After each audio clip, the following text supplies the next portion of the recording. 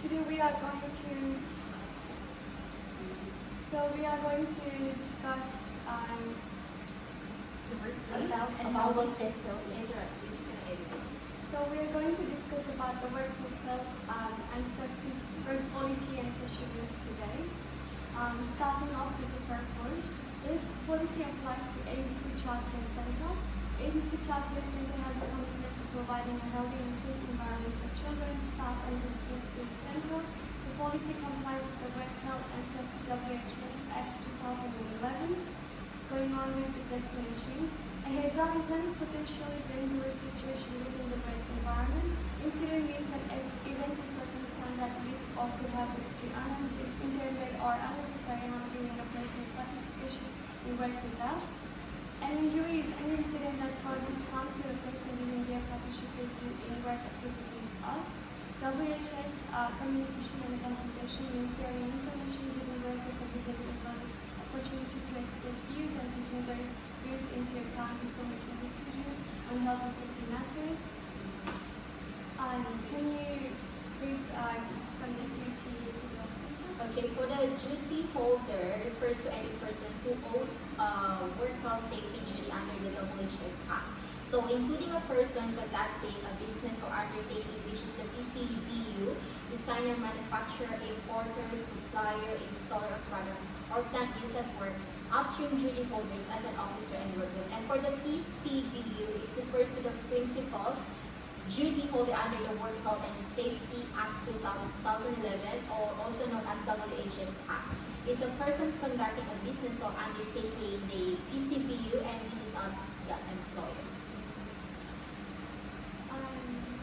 Officer is the person involved in making key decisions about the organization's operations and includes the center manager director and members of the management committee. The officers must support the person by exercising due diligence to ensure that the ABC Center complies with its WHS obligations and duties.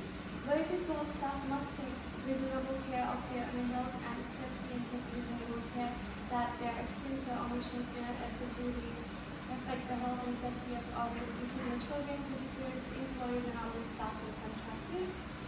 You can go and discuss about the overview. Sure. For the overview, we recognize the importance of providing a safe and healthy environment for the staff, contractors, children, and visitors. We aspire to excellence in workplace health and safety and committed to providing an environment which is free from risk and conductive to productivity and efficiency needs of the children, staffs, and others. Alright, now talking about the policy, you can start with the compliance with legislation. Yes, to comply with legislation, we meet the requirement of the Work Health and Safety Act 2011 and comply with all other relevant legislation, regulation, code of practice, advisory and best practice standard, as well as organizational policy and procedure. Okay. Now going with the number 2, organizational responsibility and commitment. We are committed to providing a safe and healthy environment for our children, staff, and others during their participation in activities with us, implementing effective risk management systems that are relevant and suitable for the center's scope of business, promote workplace health and safety at all times, and continuously improve performance in relation to health and safety. You can have a discussion for that. Okay, for the discussion conduct, we have encouraging the active participation, cooperation, and consultation with all staff and others in the promotion and development of measures to improve our health and safety. So, actively responding to the recording and investigating all the incidents, we need to maintain our relevant policies, procedures, training, codes of conduct, and systems to support the community the effective health and safety practices through the organization, and routinely conducting checks of the work environment to assist the risk, the identify hazards, and identify the areas for our improvement. So for this, we need to take an immediate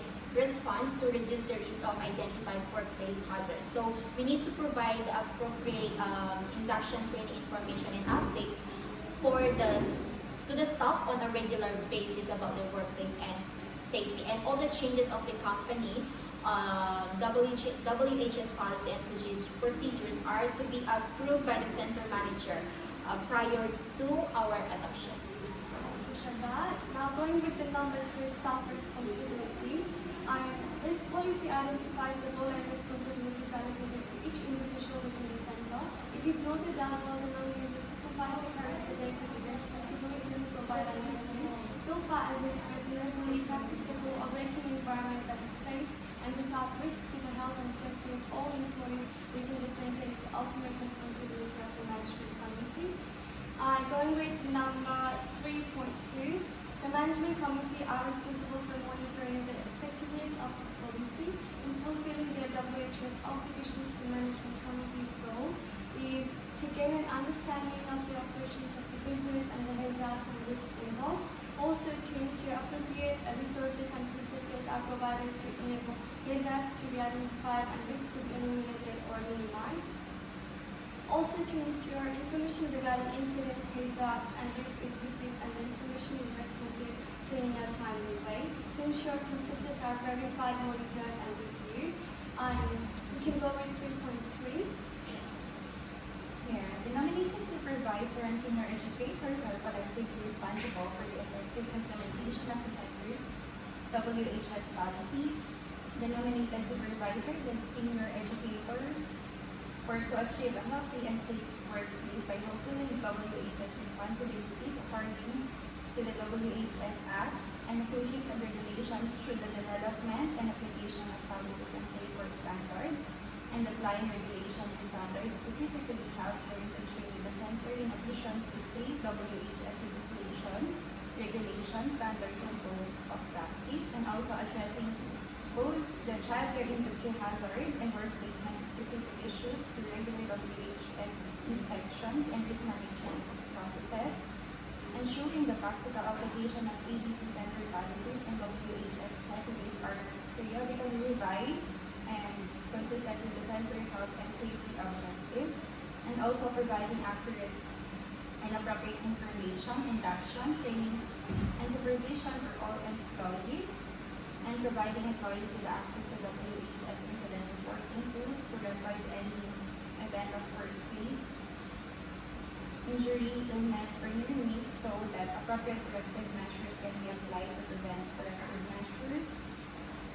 The occurrence and center's health and safety performance can be accurately monitored, and also by the staff members play an integral role in the practical application of WHS policies and procedures. The nominated supervisor or senior educators will assist the employee to understand their WHS responsibilities in the workplace, which includes like a duty of care to take all the responsible practicable steps for their own health and safety and of the others in the workplace, act in accordance with the safety directions and procedures documented in ABC Center's policy legislation and supporting documents, participate in mandatory WHS training, will not intentionally interfere with or misissue or facilitates provided in the interest of health, safety, and welfare of all the center's employees, and by report all the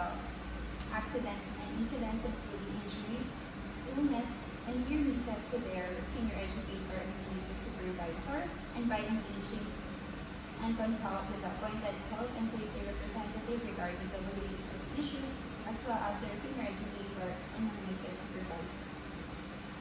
Thank you for that. Alisha will be discussing for 3.5.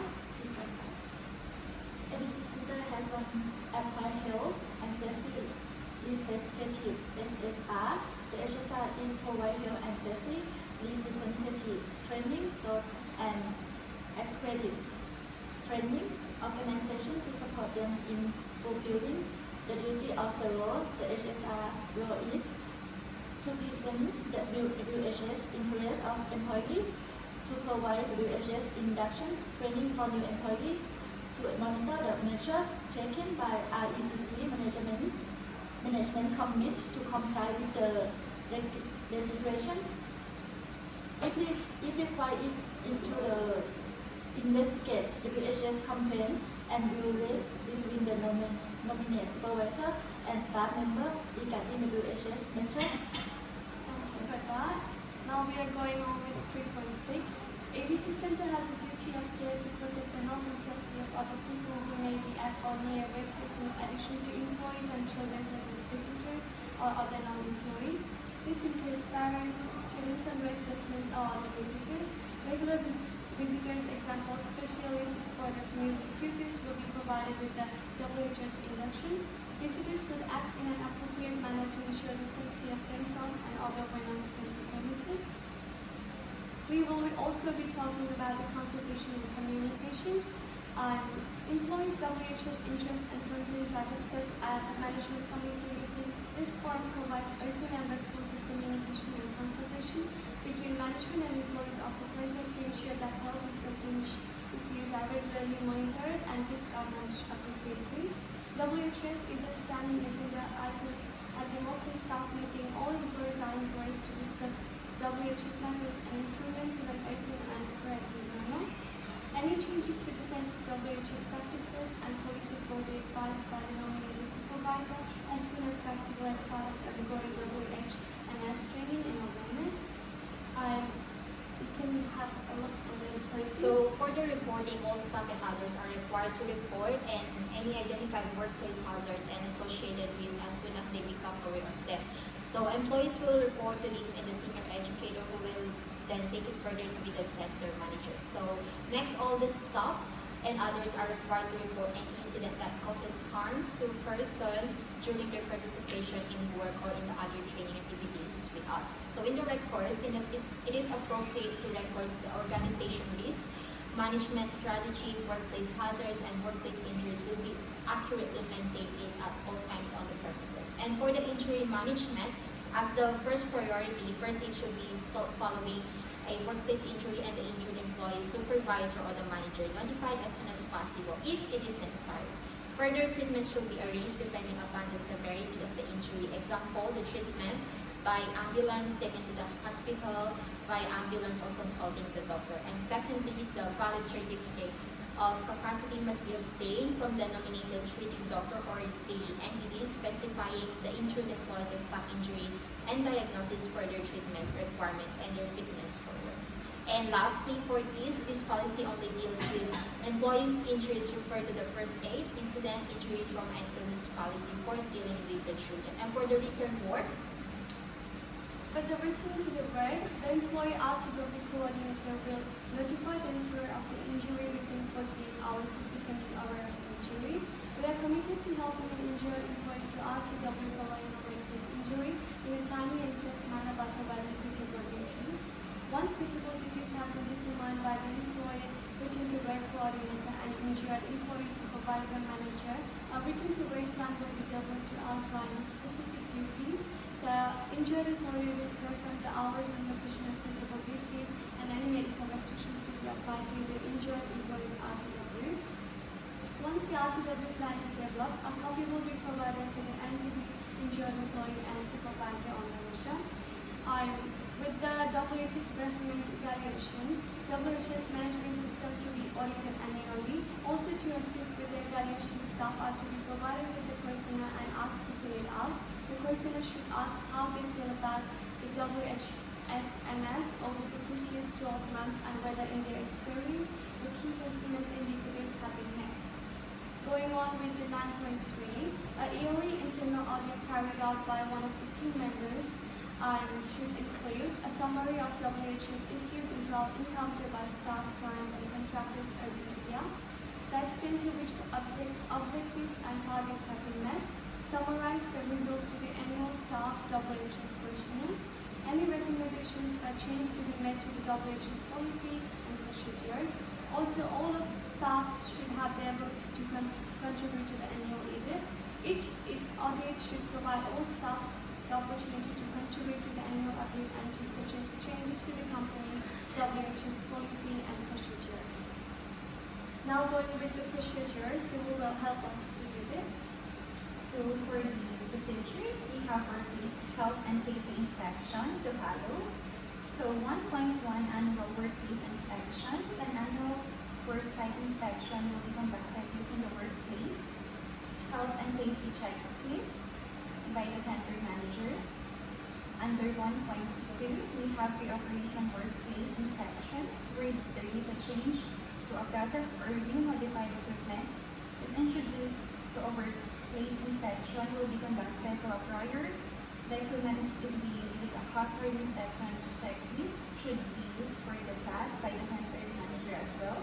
And for the 1.3, we have regular workplace inspection, where the senior educators and staff must conduct ongoing inspections as part of their job responsibilities, such as inspection, identify hazardous conditions, and either correct them immediately or report them for corrective action.